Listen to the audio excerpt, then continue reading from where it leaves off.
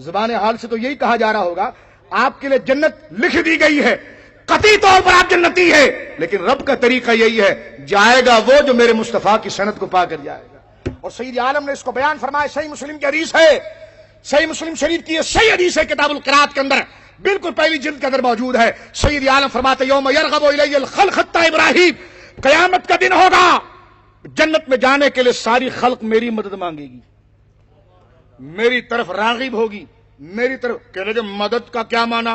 میں نے کہا رغبت کس کی طرف کرتے ہیں؟ کہ یہ مدد کا معنی کہاں سے نکالا؟ اور میں نے کہا کوئی اور تم نے لغات الحدیث وحید الزمان کے علاوہ کچھ اور پڑھی لغت؟ کہ رغبت کس سے ہوگی؟ جو نہ دے سکے اس کی طرف کیا رغبت، جو کچھ نہ کر سکے اس کی جانب کیا رغبت، اس سے کیا مطالبہ، اس سے کیا امیدیں۔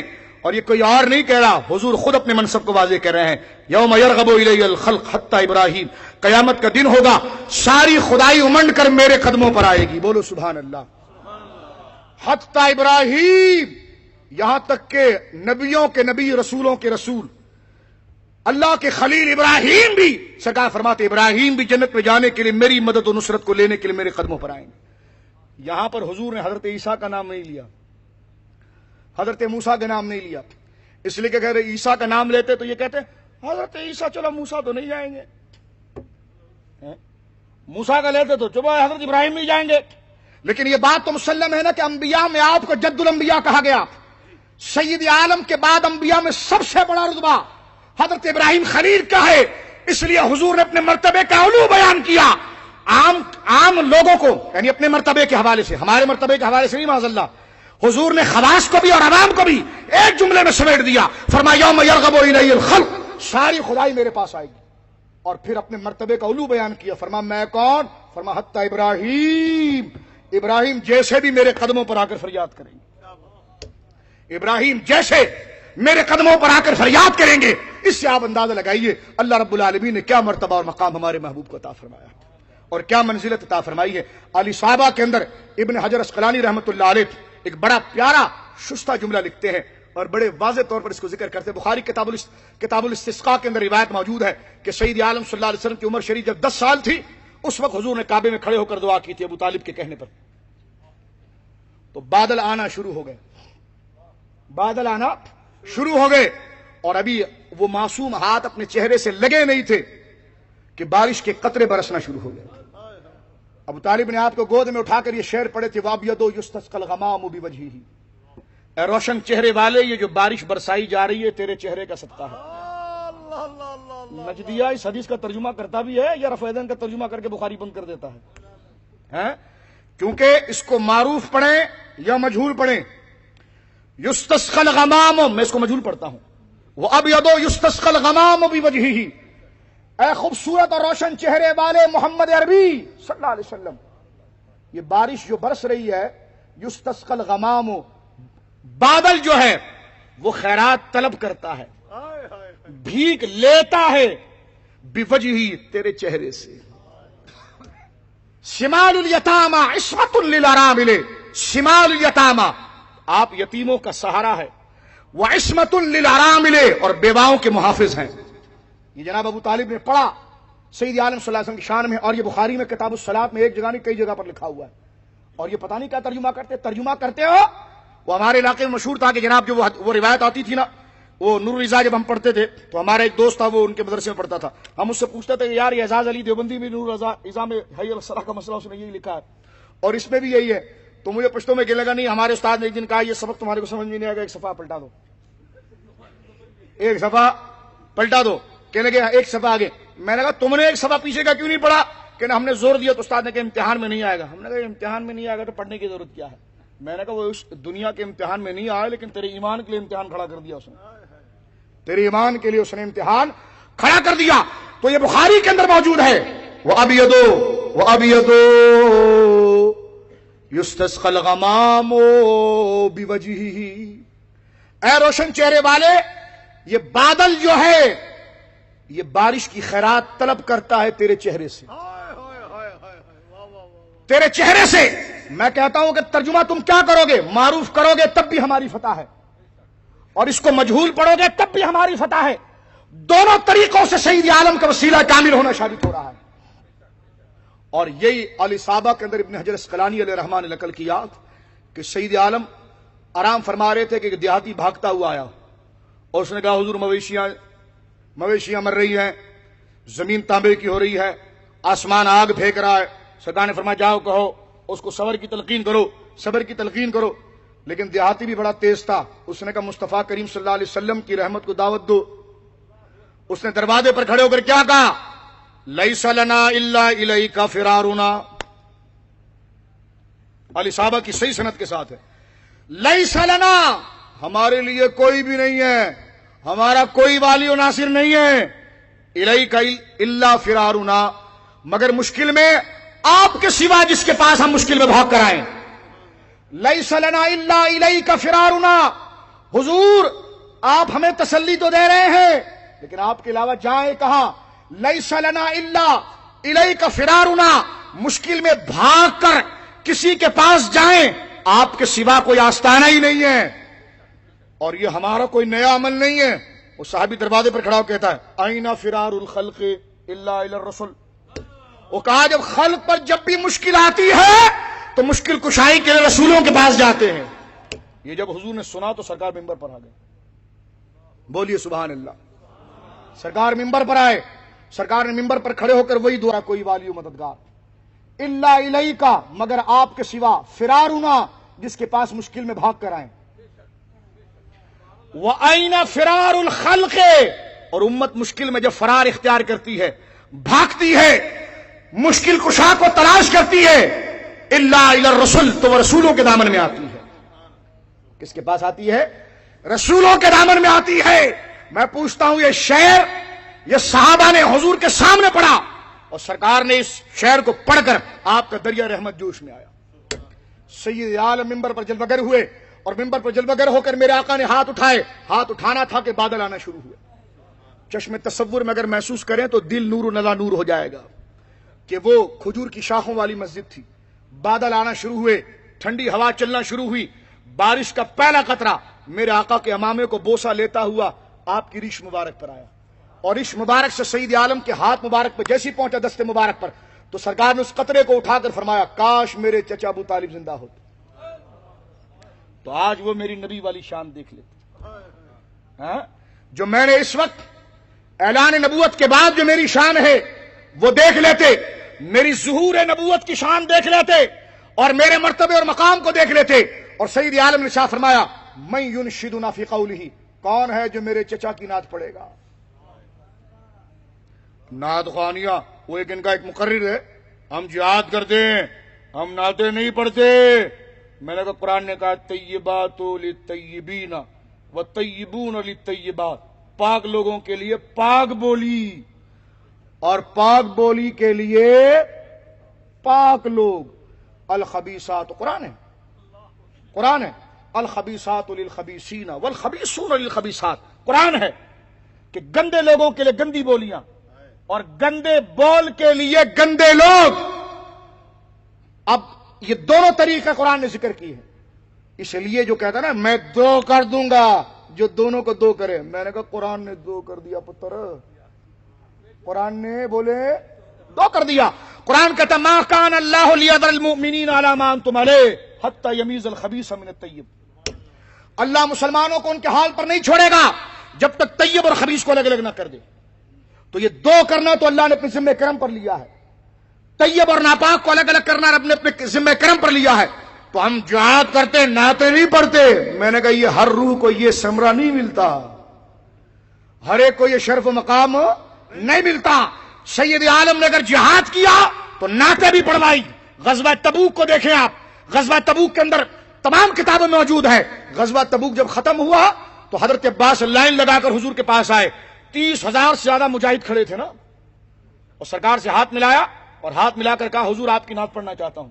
سرکار نے فرمایا آج تو جہاد کا وقت، نعت کیسی؟ فرمایا نہیں۔ فرمایا پڑھیے چچا۔ انہوں نے پڑھا انت لما ولدت اشرقت الارض، حضور جب آپ پیدا ہوئے تو زمین آسمان روشن ہو گئے۔ یہ 30,000 مجاہدین کے سامنے پڑھا۔ نعت ہی خارجیت اور جہاد کو الگ کرتی ہے، نعت اس کا فرق فرما کرتی ہے۔ 30,000 سے زیادہ مجاہدین موجود ہے غزوہ تبوک کے اندر، تبوک کے مقام پر موجود ہے، اور حضرت عباس نے لائن لگا کر حضور سے مسافہ کیا. سارے مجاہدین مسافہ کر رہے تھے, اسلام لانے والے مسافہ کر رہے تھے. جب حضرت عباس کا نمبر آیا تو حضور نے فرمایا آپ کیسے؟ کہا نعت پڑھنا چاہتا ہوں. کہا پڑھیے نا. کہ انت لما ولدتا, حضور جب آپ کا میلاد ہوا, انت لما ولدتا, جب آپ کا میلاد ہوا, اشرقت الارض, زمین روشن ہو گئی. تو آسمان کیا کر رہا تھا؟ کہا بھی بتاتا ہوں, وضاعت بنورک الافق, اور آپ کے چہرے کے نور سے آسمان روشن ہو گیا. اب اس کا آسان ترجمہ اعلی حضرت نے کیا.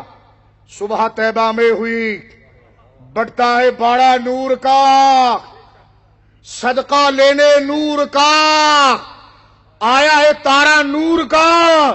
نجدی کہنے لگے اردو سمجھ میں نہیں آئی. میں نے کہا میرے امام کی اردو نہیں سمجھے تو اس کی کتابیں کیا سمجھو گے؟ ایک سنی شاعر نے اس کو آسان کیا, آپ پتر میں نرم کرتا ہوں, نور والا آیا ہے, نور لے کر آیا ہے, سارے عالم میں دیکھو کیسا نور چھایا ہے. تو یہ آسان کیا ہے اسی ترجمے کو جو انت لما ولدت اشرقت الارض ضاعت بنورک الافق ونحن فی ذلک الضیاء والنور سبل الرشاد نحترق. تو یہ حضور نے مسجد کے اندر فرمایا کہ آج میرے چچا ابو طالب میری شان دیکھتے تو ان کی آنکھیں ٹھنڈی ہو جاتی. میں ینشدون فی قولہ, کون ہے میرے سامنے ان کی نعت گنگنائے گا؟ کھڑے بھی مولا کائنات ہوئے, کھڑے بھی حضرت علی ہوئے. فرمایا میرے والد کا وہ قول جو ابیضو ہے. سرکار نے فرمایا ہاں. اب کیا منظر ہوگا چشم تصور میں محسوس کیجئے اور دل کے دریچوں کو کھول کر مدینے کا تصور کیجئے کہ مسجد کچاکچ صحابہ سے بھری ہو, سید عالم صلی اللہ علیہ وسلم پر اللہ رب العالمین کی جانب سے انوار جمالیہ کی بارش ہو رہی ہو اور سرکار خیراتیں بانٹ رہے ہو اور فرما رہے کرو میری تعریف اور جنت کما لو, کرو میری تعریف اور جنت کما لو. اور حضرت مولا علی آخری صف میں کھڑے ہو کر پڑھتے ہیں وَأَبْيَضُ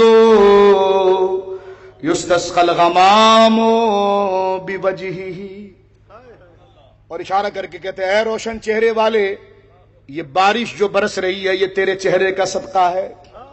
سمال الیتاما عصمت للارامل, آپ یتیموں کے سرپرست ہیں, بیواؤں کے محافظ ہیں. یہ کس شعر پر بنیاد بنی؟ فرمایا لیس لنا الا الیک فرارنا وَأَيْنَ فِرَارُ خَلْقِ إِلَّا إِلَى الرَّسُولِ. حضور آپ مشکل کشا ہے, اگر مشکل میں امت آپ کے پاس نہ جائے تو پھر کس کے پاس جائے؟ فریاد امتی اگر آپ سے نہ کرے تو پھر کس سے کرے؟ تو لہذا یہ عقیدہ کہ سید عالم صلی اللہ علیہ وسلم کی بارگاہ عالیہ کے اندر فریاد لینا اور وہاں پر پہنچنا, یہ سید عالم صلی اللہ علیہ وسلم نے خود اس چیز کو ذکر فرمایا اور حدیث پاک کے اندر میرے آقا نے واضح کر دیا. فرمایا انا سید ولد آدم یوم القیامت ولا فخر, میں آدم کی ساری اولاد کا سید ہوں لیکن اس پر فخر نہیں کرتا, اس پر فخر نہیں کرتا. حضور نے سید کہا اور کچھ نہیں کہا, سید ہی کیوں کہا؟ بعض لوگ اس کا ترجمہ کر کے گزر جاتے ہیں میں آدم کی اولاد کا سردار ہوں, میں آدم کی اولاد کا سردار ہوں لیکن فخر نہیں کرتا. میں نے کہا سردار بے اختیارہ ہوا تو کیا سردار ہوا؟ میں نے کہا سردار کے معنی, سید کا معنی یا سردار کرنا ٹھیک نہیں, اس کو کھولو, اس کو کلیئر کرو. اس لیے کہ یہ حدیث بڑے بڑے ائمہ نے دیکھی اور اس کے معنی کر دیے ہیں, ان پر لوگوں کے ایمان کا دار و مدار ہے, ان پر وہ معتمد شخصیات ہے. یہ ترجمہ کرنا انا سید ولد آدم یوم القیامت ولا فخر, ایک غیر مقلد ترجمہ کرتا ہے میں ساری آدم کی اولاد کا سید ہوں. میں نے کہا یہ کیا ہوا ترجمہ؟ سید کا معنی سید کر دیا تو نے, کیا ترجمہ ہوا؟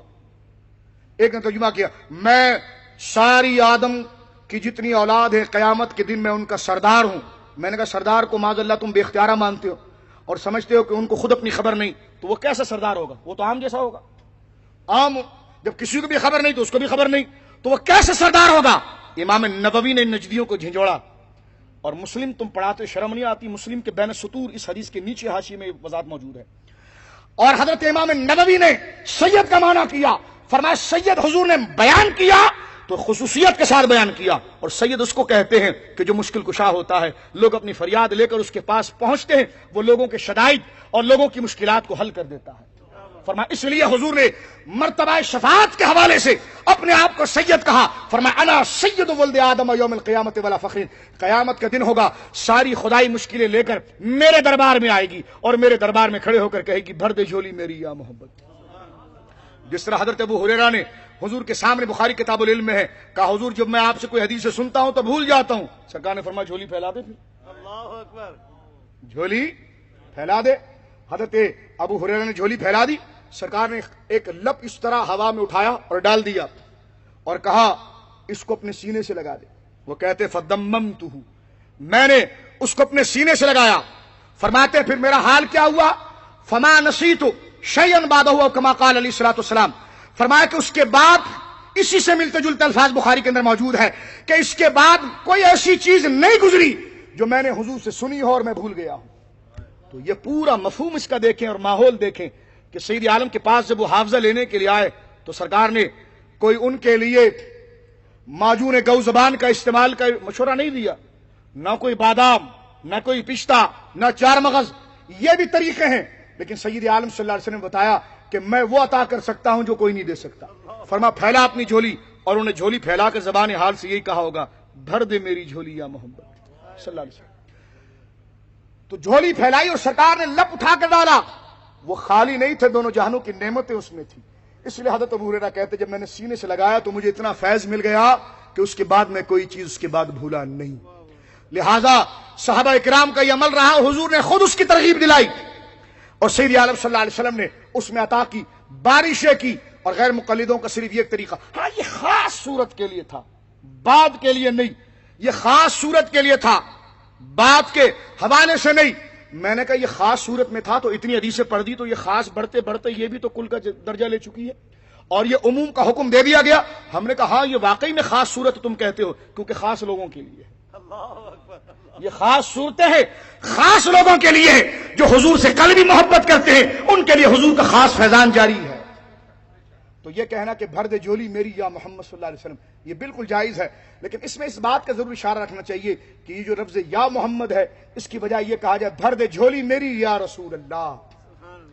کیونکہ اگر آپ یا محمد کہتے ہیں تو اس میں بات یاد رکھنا ضروری ہے کہ حضور علیہ الصلوۃ والسلام کا نام نامی اس میں گرامی محمد صلی اللہ علیہ وسلم ہے، اور حضور کو نام سے پکارنا یہ جائز نہیں ہے. حضور کو نام سے پکارنا کہ حضور کا نام محمد ہے اور صلی اللہ علیہ وسلم پھر حضور کا نام لے کر پکارنا یہ جائز نہیں. ہاں لیکن اگر وہ کوئی اس کے معنی کی طرف توجہ کر کے یا محمد کہے، اس لیے کہ محمد صلی اللہ علیہ وسلم کا معنی یہ بنتا ہے کہ جس کی اللہ رب العالمین نے بار بار حمد فرمائی ہے، خلق نے جس کی بار بار تعریف کی ہے، تو پھر اس اعتبار سے کہنا کہ بھر دے جھولی میری یا محمد یعنی اے آقا جس کی تعریف بار بار کی گئی ہے. تو اس اعتبار سے صفت کو دیکھتے ہوئے، شان کو دیکھتے ہوئے بیان کرنے میں یہ صورت جائز ہوگی. تو اس میں بہتر اور احوط طریقہ یہ ہے کہا جائے بھر دے جھولی میری یا رسول اللہ. تو لہذا اللہ رب العالمین نے عالم اسباب کے اندر خیر کے لیے جو ذرائع بنائے ہیں ان میں سب سے بڑا سبب اور سب سے بڑا ذریعہ جو ہے وہ سید عالم صلی اللہ علیہ وسلم کی ذات گرامی کا ہے. اور آپ کے ساتھ جو جڑے ہوئے صحابہ کرام اور معاونین اولیاء ہیں یہ تمام انہی سے ہے. تو اولیاء سے مدد دراصل وہ ان کے منصب سے مدد نہیں، منصب رسالت سے مدد ہے. اور منصب رسالت سے مدد دراصل وہ منصب رسالت سے مدد نہیں، اصلاً وہ اللہ رب العالمین ہی سے خیرات کو طلب کرنا ہے. اللہ رب العالمین اس زاویے سے ہمارے دلوں کو شک اور شبے سے پاک فرمائے. اللہ رب العالمین ہمارے دلوں کو پاک صاف کرے، اور اللہ رب العالمین ہمارے دلوں کو اس بچے کی طرح نیک کرے جو مولوی کو مشورہ دے رہا تھا کہ دنیا میں اگر ڈرائیور پر بھروسہ نہ کرے تو گجرانوالہ سے لاہور نہیں پہنچ سکتا، اور دین میں اگر اماموں پر بھروسہ نہ کرے تو پھر گجرانوالہ سے گنبد خضرا تک نہیں پہنچ سکتا. اللہ رب العالمین آپ کی آمد کو اور ادارہ صراط مستقیم کی اس جد و جہد کو اپنی بارگاہ میں مستجاب مقبول فرمائے. یہ ٹوٹے پھوٹے کلمات میں نے معاشرے کی اصلاح کے حوالے سے محض اللہ کی رضا کے لیے عرض کیے ہیں. اللہ رب العالمین اس کو میرے لیے اور آپ کے لیے ذریعہ نجات بنائے. اور اتنا طویل وقت آپ نے راہ خدا کے اندر پیش کیا، جو آپ سمجھے ہیں اس کو دوسرے تک سمجھائیں. یعنی کیا مطلب؟ وہی حضرت پیر مہر علی شاہ صاحب کا بنیادی جملہ کہ جو مدد ولی سے مانگی جاتی ہے وہ خدا سے نہیں مانگی جاتی، اور جو خدا سے مانگی جاتی ہے وہ ولی سے نہیں مانگی جاتی. یعنی جو نظریہ آپ کا پانی کے حوالے سے پیاس میں ہے وہ خدا کے لیے نہیں ہے، اور جو خدا سے ہے وہ پانی سے نہیں ہے. اس لیے کہ جو سبب ہے وہ مؤثر حقیقی نہیں ہو سکتا، اور جو مؤثر حقیقی ہے وہ سبب میں تبدیل نہیں ہو سکتا. اللہ رب العالمین ان قوانین شریعہ پر اور عقائد و نظریات شریعہ اور اجماعی نظریہ جو سواد اعظم کا ہے، اللہ رب العالمین ہمیں اس پر عمل پیرا ہونے کی توفیق مرحمت فرمائے. وآخر دعوانا ان الحمدللہ رب العالمین.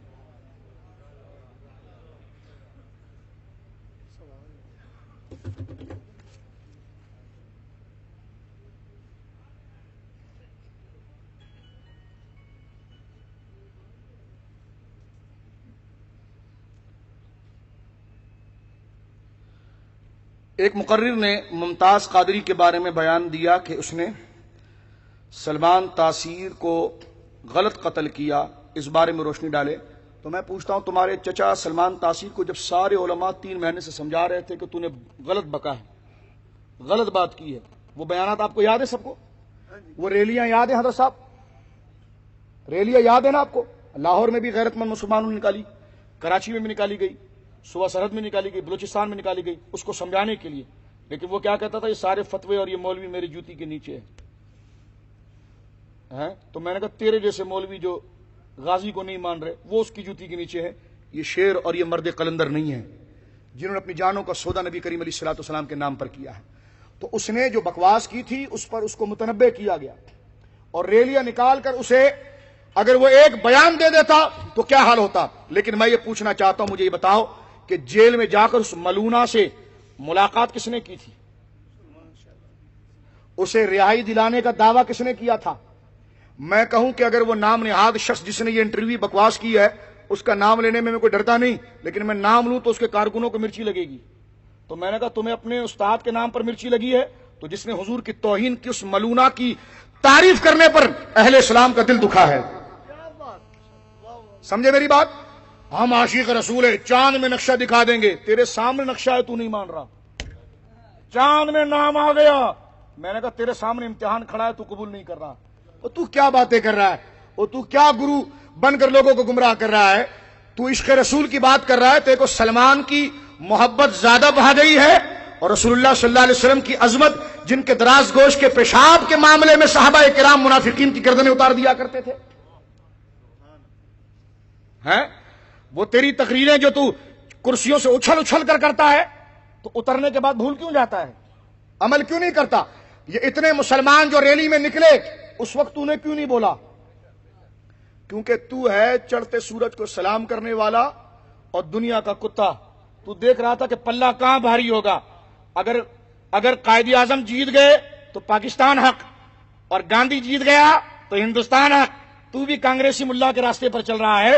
یہ وہ لوگ ہیں جو فیصلہ ہونے سے پہلے کے رخ پر تھے اور پہلے سے یہ کہہ رہے تھے کہ یہ قتل کس نے کیا، کیا کیا، یہ الگ مسئلہ ہے، لیکن ایشو جو تھا وہ شرعی تھا، اور جس اعتبار سے سارے مسلمان مشتعل تھے، اور علماء پہلے متنبع کر رہے تھے کچھ بھی ہو سکتا ہے، علماء پہلے متنبع کر رہے تھے کچھ بھی ہو سکتا ہے، کچھ بھی ہو سکتا ہے۔ یہ صرف میڈیا پر آ کر 2 جملے کہتا بات ساری ختم ہو جاتی، یہ ہوتا نہیں ہوتا۔ علماء کے مطالبات تھے، ڈیبیٹ تھے، لیکن اس نے علماء کی توہین کی، بیانات کی توہین کی، اور اس آسیہ ملونہ سے ملنے کے لیے جیل میں گیا۔ نیٹ پر وہ ساری باتیں موجود ہیں۔ تو قصور کس کا ہے؟ اشتعال دلانے والے کا۔ اور ممتاز غازی اگر آگے چلا اور اس نے سر پر کفن باندھ کر اس کا کام تمام کر دیا تو اس نے اپنے اعتبار سے جو کیا اور جو اس کا عقیدہ تھا وہ کر گزرا، جو اس کا عقیدہ تھا وہ کر گزرا۔ تو لہذا عشق رسول اور مصطفیٰ میلاد مصطفیٰ کانفرنس آج تجھے جھنجھوڑ کر سوال کر رہی ہے۔ عشق رسول پر تقریر کرنے والے، عشق رسول آج تجھ سے سوال کر رہا ہے کہ جس ملونہ نے، جس کے لیے گواہی موجود ہے، FIR میں اس ملونہ کے بیانات موجود ہے، اس گاؤں کی محترم خواتین کے بیانات موجود ہے کہ اس نے سید عالم کے بارے میں کیا بکواس کیے تھے۔ اگر سلمان نے جو کہا اس ملونہ کے ساتھ جا کر جس نے ہمدردی کا اظہار کیا، تجھے گالی دینے والے کے ساتھ جو ہمدردی کرے تو تیرے نام نہاد منہاج والے برداشت نہیں کر سکتے۔ تو میں کہتا ہوں کہ جو منہاج حقیقی صراط مستقیم رسول اللہ کی محبت کا ہے، وہ مسلمان بھی اس ملونہ کی محبت اور اس ملونہ کی تائید کرنے والوں کو برداشت نہیں کر سکتے۔ تو ممتاز غازی نے بالکل ٹھیک کیا، جو اس کا عقیدہ تھا، جو اس کا عقیدہ تھا، جو اس سے وضاحت کر رہا تھا، اس لیے کہ بار بار متنبع کرنے کے باوجود اگر وہ اس پر گویا کہ متنبع نہیں ہوا اور اس کو موقع دیا گیا ریلی کی صورت میں، کسی عالم نے نہیں کہا کہ جا کے گولی مار دے، کسی عالم نے اس کو نہیں کہا کہ زبان پر گولی مار دے، لیکن اس نے اقبال کے شعر پر عمل کیا کہ 1000 مصائب ہوں مگر زباں ہوں دل کی رفیق، ازل سے رہا ہے یہ قلندروں کا طریق۔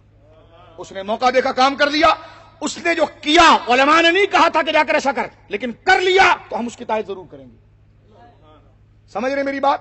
اس لیے کہ اس کے قتل پر تمہیں توجہ ہے، نبی کریم علیہ الصلوۃ والسلام کی رسالت اور محبت اور حضور کی عظمت اگر آپ کے دل میں ہو اور اس ملونہ نے جو سرکار کی توہین کی، جو FIR کے اندر وہ کلمات درج ہے، پھر اس ملونہ کی سرپرستی کرنا، اس کے لیے محبت کے جملے کرنا، اس کو 2 تھپڑ بھی نہ مارے کہ ملونہ تو نے مسلمانوں کی دل آزاری کی، بلکہ اس خبیث نے مرنے سے پہلے سارے مسلمانوں کی دل آزاری کی. اس نے کہا جی میں اس کو آزاد کرا کر رہوں گا. تو میں نے کہا ایسے 1000 صدر اور ایسے 1000 گورنر حضور کے غلاموں کے غلاموں کے غلاموں کے غلاموں کے غلاموں کے غلاموں کے غلام ممتاز قادری کے قدموں پر قربان.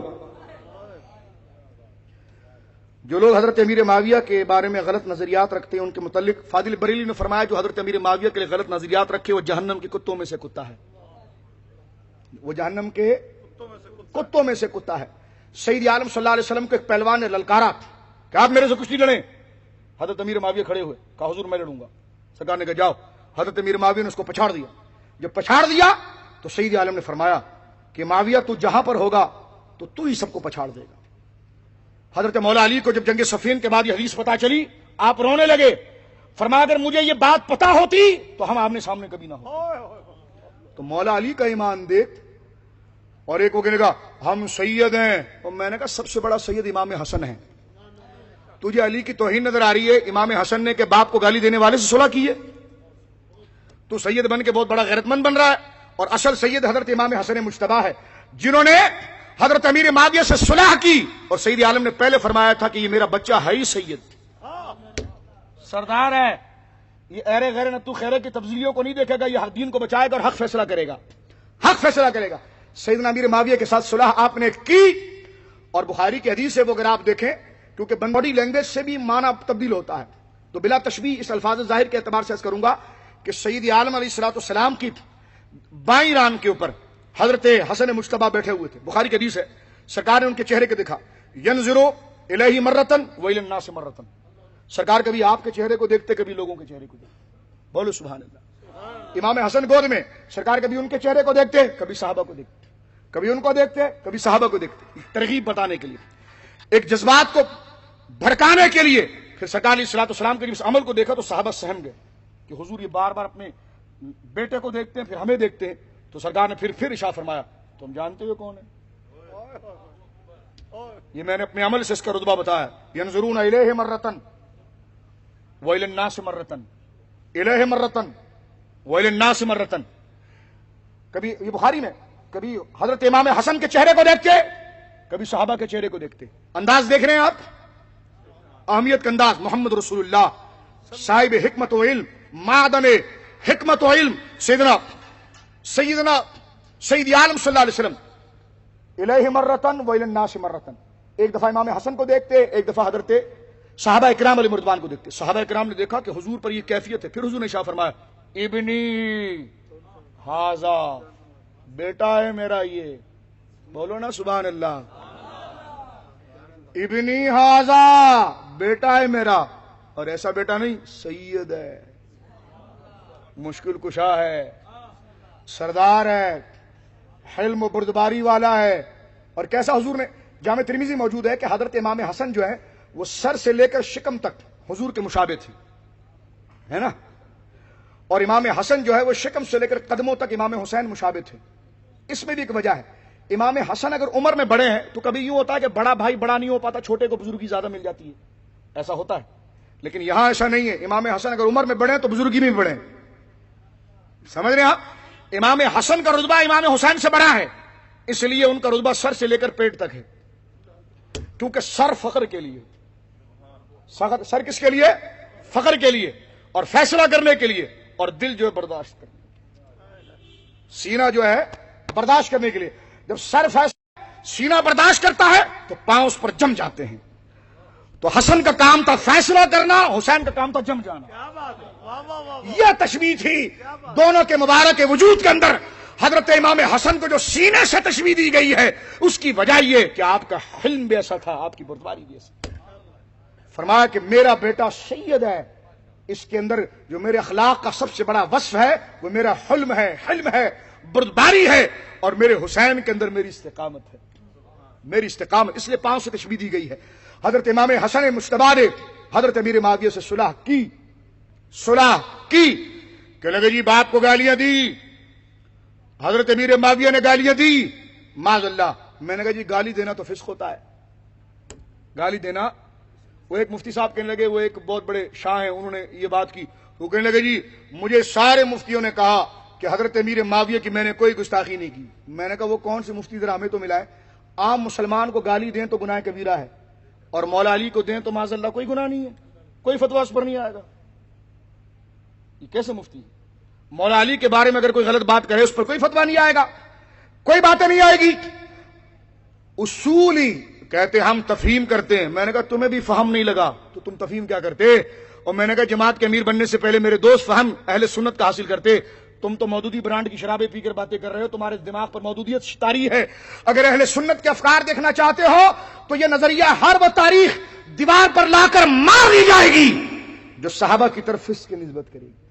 ہم اس تاریخ کو مانتے ہی نہیں.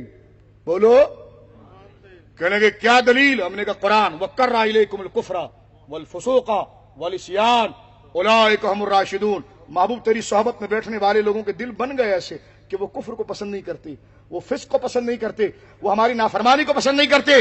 صرف 4 راشد نہیں, تیرے سارے صحابہ راشد و مرشد ہے. تو قرآن نے جب فیصلہ کر دیا تو تاریخ کی کیا اوقات؟ سب سے بڑی تاریخ صحابہ کی قرآن ہے. کیا ہے بتائیے؟ قرآن ہے. رسول اللہ نے کہہ دیا کلہم عدول, سب عادل ہے. جب انہیں صحابی کہہ دیا تو فسق کی نسبت ان کی طرف نہیں ہو سکتی. اور کیا بات میرے امام حضرت امام احمد رضا فاضل بریلوی نے کی. اور جو رضوی ہیں میں ان کو مخاطب کرنا چاہتا ہوں یہاں پر, کیونکہ اس جماعت میں رضوی بہت ہیں, اور کراچی بھی ہم نے مخاطب کیا. امام سے حکام شریعت نے پوچھا, اس سے ایسا گیا ہے سوال کہ جو حضرت امیر معاویہ کی توہین کرے اسے امام بنایا جا سکتا ہے؟ آپ نے فرمایا کہ اس کی امامت سخت ناجائز, اسے امام بنانا حرام. اس لیے کہ جو سیدنا عمر بن عاص, حضرت طلحہ, حضرت خالد بن ولید, حضرت امیر معاویہ رضی اللہ تعالی عنہ مجمعین کی بے ادبی کرے وہ جہنم کے کتوں میں سے کتا ہے. تو جسے مسجد کا امام بنانا حرام, اسے جماعت اہل سنت کا امام بنایا جائے گا؟ مجھے یہ بتائیے, کیا سب کا ترجمان بنایا جائے گا؟ یہ غور و فکر کا مرحلہ ہے. میرا مقصد کسی پہ تنقید نہیں, جس نے کہا ہے میں اس کو بول رہا ہوں, ٹھیک ہے؟ تو یہ عقیدہ اپنے حال میں رکھیں, اس لیے سچوں کے ساتھ جڑے رہیں. یہاں پر گجرانوالہ تو ماشاءاللہ محققین کی سرزمین ہے, عشاق کی سرزمین ہے. حضرت حضور قبلہ بقیت السلف مولانا ابو داؤد صادق صاحب جیسی عظیم شخصیت یہاں پر جلوہ گر ہیں, جو اہل سنت کے عقائد و نظریات اور اخلاقیات پر پہرا دے رہے ہیں. علامہ ساقی جیسے محقق یہاں پر موجود ہیں جو اہل سنت کے تعلیمات پر پہرا دے رہے ہیں. میں تو سمجھتا ہوں کہ لاہور اور گجرانوالہ یہ تو علم کو اگلنے والی اور علم کو جاری کرنے والی, یہاں سے علم نمو ہوتا ہے, یہ مبارک سرزمین ہے. تو علماء اور مشائخ سے تمسک کیجئے, ان سے جڑیے, ان سے تعلق رکھیے, اور انہی کی محبت دل میں بٹھائیے کہ جس کے دل میں اللہ والوں کی محبت ہو اور اہل سنت کے مسلم معتقدات ہو. اللہ رب العالمین سے دعا ہے ان کوششوں کو اللہ رب العالمین اپنی بارگاہ میں قبول فرمائے. میرا مقصد کسی کو نام لے کر تنقید کرنا نہ تھا, بلکہ میرا مقصد محض اللہ رب العالمین کی رضا کے لیے بات کو واضح کرنا تھا. ہاں, جس نے گستاخی کی ہے وہ میری تقریر کا مخاطب ضرور تھا, اس لیے کہ اس کا رد کرنا یہ ایمان کا تقاضا ہے, غلط کو غلط کہنا یہ ایمان کا تقاضا ہے, اور اچھوں کو اچھا کہنا یہ ایمان کا تقاضا ہے. اللہ ہمیں اپنے نفس کے لیے نہیں اپنی رضا کے لیے محبت کرنے کی توفیق عطا فرمائے. واسطہ پیارے کا ایسا ہو جو سنی مرے, یوں نہ فرمائے تیرے شاہد کہ وہ فاجر گیا. عرش پہ دھومے مچیں وہ مومن صالح ملا, فرش سے ماتم اٹھے وہ طیب و طاہر گیا. وآخر دعوانا الحمدللہ رب العالمین.